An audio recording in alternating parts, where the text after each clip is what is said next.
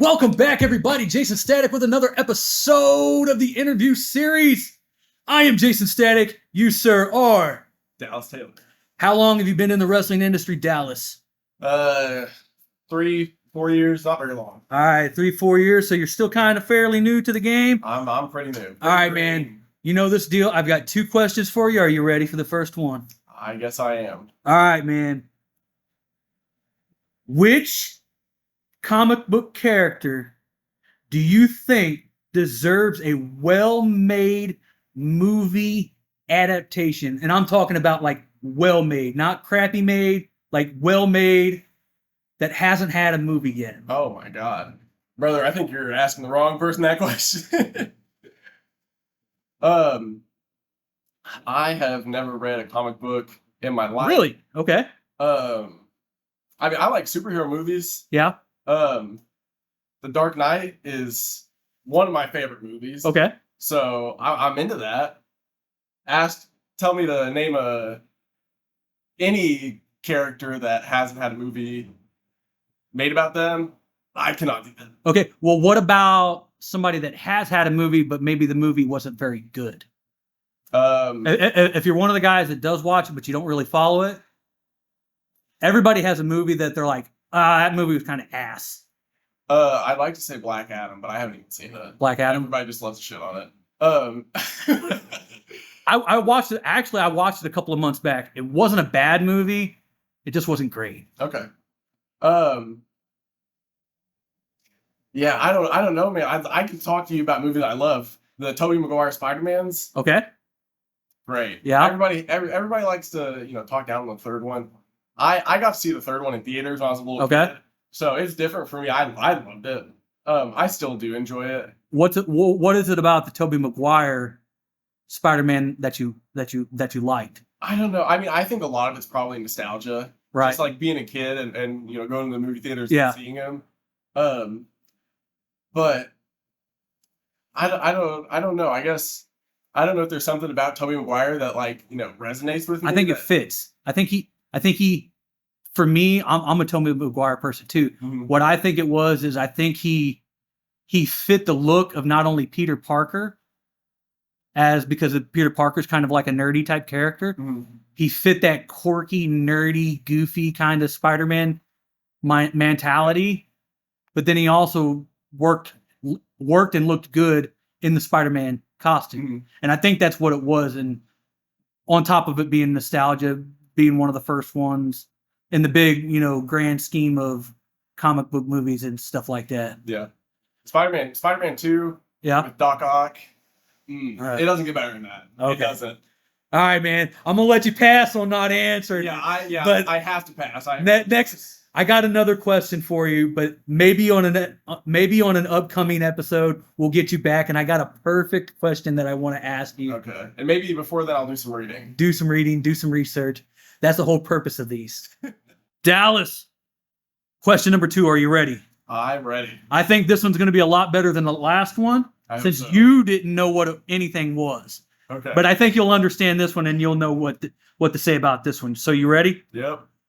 Do you think today's fans of the professional wrestling industry are too extreme in their behavior at times? Well, what do you mean by their behavior? Here's a good example. Like, have you seen, if you go on Twitter and stuff like that and social media, like some of the fans, like they'll follow the wrestlers to like hotel rooms, and not just follow them to they'll follow them from the airport to their hotel rooms and corner them in dark hallways and stuff like that, and just, I guess you could say, kind of like how disrespectful they talk sometimes. I mean, I've seen the videos of the airport people with hands full of merch, like sign this one. Right. I've never experienced. I would love to be able to experience that if I get to that point. Right. That's in that situation, that's not a bad problem to have whenever you got that many people who know who you are. Right. But very, very annoying. I bet. Have you ever had an experience like that where a fan has kind of recognized you out and about or anything like that yet? I know I have never been recognized outside of a wrestling show. Okay. But yeah, I mean, it's just you gotta respect people's space. Yeah. And like, these are people. Yeah. And I don't know. That goes from like wrestling fan to just kind of being a creep. Yeah. Well, see, the way I see it is like we're wrestlers, we're in the wrestling industry, but we've also been on the other side of that too. Like we wouldn't be wrestlers if we weren't fans of wrestling first. Yeah. And I think both wrestlers and wrestling fans, there's a give and take when you want to put yourself out into the public eye, but there's also got to be kind of like a line that nobody tries to cross. Yeah. And I think it's that dichotomy of what is that line? Is it different for each person? Is it different for a female wrestler than it is a male wrestler? Because you know how sometimes that stuff can get super sideways.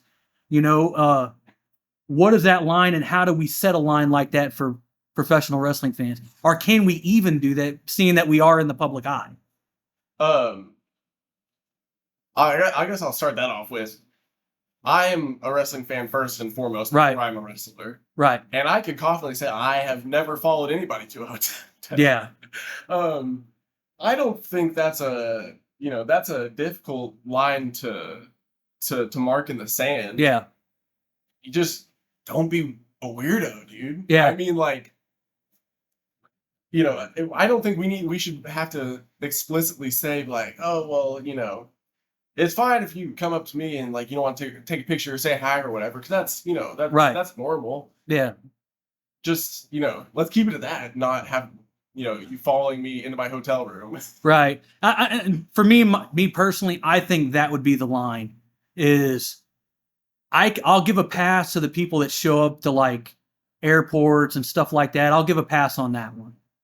But like when you get to the point of like showing up at their hotel rooms, and this is no matter what level of the game you are, because you got your big name guys, but then you have some big name indie guys that go out and about stuff like that too, that might be super popular, stuff like that could happen. And I think that's the line, is when you get into that creep level, like where you're following people, and then when they say, hey, please don't do this, and you continue to do it, I think that's where we got to draw the line. Yeah. I mean, you got people showing up to wrestlers' houses and yeah, that's like I've been lucky to meet and see a lot of people, but I've also never been one of those people that's like, I've never been super excited about seeing people. Like I met Raven one time. Okay, I met Raven. Cool. Cool dude. Super cool dude. He was my childhood hero. But I didn't be like, let me follow you around at the show. Like I was just like, okay, I'm going to keep it professional. Yeah. So I just talked to a normal person would. Yeah. And I think that's where we got to do, like, we've got to understand as people who are in the public eye that, yeah, we got to have boundaries, and yeah, our boundaries should be, respected, but we also got to learn that there's a give and a take, meaning at some point in time, our privacy is not going to be very much private anymore. Yeah. Unfortunately. But as a wrestling fan, first and foremost, like you said, I wouldn't be in the wrestling industry, talking about the wrestling industry, or even sitting right here if I wasn't a fan. I'm still a super fan of guys. Like I've been in and around the industry for 15 years, and I'm still super fans of people. But I also know to respect their privacy, respect their boundaries. And I think that's the overall thing that we can leave it here with, is just trying to bring respect back. Treat others how you would like to be treated. Yeah, treat others how you want to be treated. So wrestling fans, if you see this, treat the wrestlers how you would want to be treated yourself. I think that's what we can end on. I hope you want to treat yourself well. Yeah, in that case. Right. Anything that you want to promote, any upcoming shows, this will be dropping on the 20th. So anything upcoming shows in July that you got going on? Nothing to shout out right now. I do have one thing, if you want to follow me on Instagram, Okay. Dallas Taylor Pro on Instagram. Any merchandise, anything like that? Other social media besides Instagram? I wish. If you want to buy something from me, give me a DM and I'll draw a shirt or something for you. There we go. This is all about promotion, bro. So, anyways, man, you guys know how this goes. Jaysin Static on all social media, Fight Club Wrestling Academy on all social media, Facebook, YouTube. Check us out. And last but not least, we are 138co.com. That's the website where you can get the Jaysin Static merch, the Fight Club merch, and some cool pop culture type stuff. So check us out. Dallas, man, I appreciate you coming in here, man. Thank you. Thank you.